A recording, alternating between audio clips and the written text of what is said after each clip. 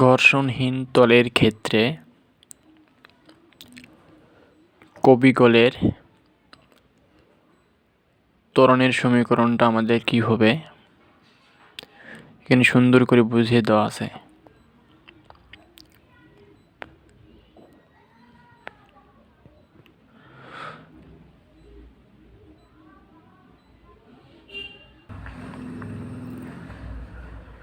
ঘর্ষণযুক্ত তলের ক্ষেত্রে আমাদের ত্বরণের সমীকরণটা কি হবে এখানে দেখানো আছে।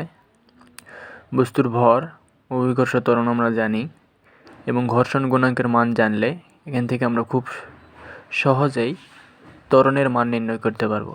কিংবা ত্বরণ জানা থাকলে অভিকর্ষ ত্বরণের মান আমরা জানি জি এর মান, বস্তুর ভর জানা থাকলে এখান থেকে আমরা ঘর্ষণ গুণাঙ্ক নির্ণয় করতে পারবো। অনুরূপভাবে m1 m2 যে কোনো একটি বস্তুর ভর দেওয়া থাকলে অপর বস্তুর ভর নির্ণয় করতে পারবো। এটা টাইপ 2 ছিল। টাইপ 1 ছিল ঘর্ষণহীন তলের ক্ষেত্রে অভিকর্ষ ত্বরণের সমীকরণটা কেমন হবে সেটা দেখেছি আমরা। অভিকর্ষ টাইপ 2 এর ক্ষেত্রে আমরা ঘর্ষণযুক্ত তলের ক্ষেত্রে অভিকর্ষ ত্বরণের মান, বস্তুর ভর এবং ঘর্ষণ গুণাঙ্ক দেওয়া থাকলে ত্বরণের মান কি হবে সেই সমীকরণ আমরা এখানে খুব সুন্দর করে দেখিয়েছি।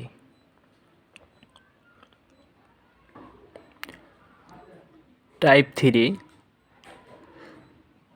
দুটি বস্তু একটি কবিকলের সাহায্যে বা একটি সিস্টেমে ঝুলিয়ে দেওয়া আছে একটি সুতার সাহায্যে।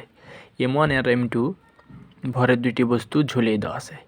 m1 ভরের বস্তুর ওজন w1 সমান m1g এবং দ্বিতীয় বস্তুর ভর m2 সমান w2 সমান m2g এবং ত্বরণ a। m2 ভরের বস্তুর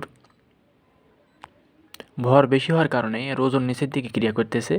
w1 বস্তুর ভর m1 টান বল বেশি হওয়ার কারণে বস্তুটির ওজন নিচের দিকে ক্রিয়া করতেছে, কিন্তু টান বল বেশি হওয়ার কারণে বস্তুটি উপরের দিকে উঠে যাচ্ছে।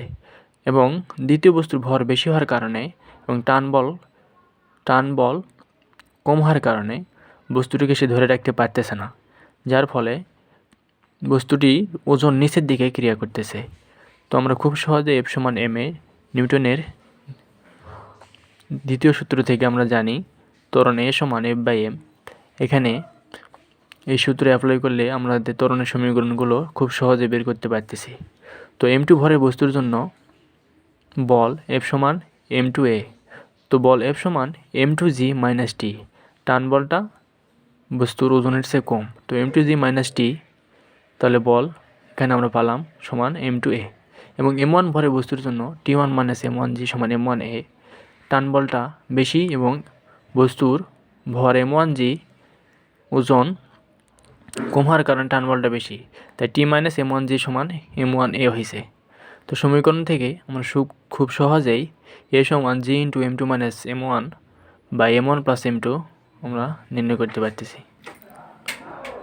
টাইপ 4 তিনটি বস্তুর ক্ষেত্রে m1 m2 m3 তিনটি বস্তু সিস্টেমের উপর m3 বস্তু আছে এবং m1 এবং m2 বস্তু দুটি ঝুলিয়ে দেওয়া আছে এবং m1 বস্তুর ভর সবচেয়ে বেশি এবং তার চেয়ে একটু কম m2 এবং m3 বস্তুর ভর কম হওয়ার কারণে বস্তুটি এখানে আমরা ত্বরণের সমীকরণ কী পাবো সেটা এখন দেখতে হবে। তো m1 বস্তুর ক্ষেত্রে বল m1g - t1 সমান m1a।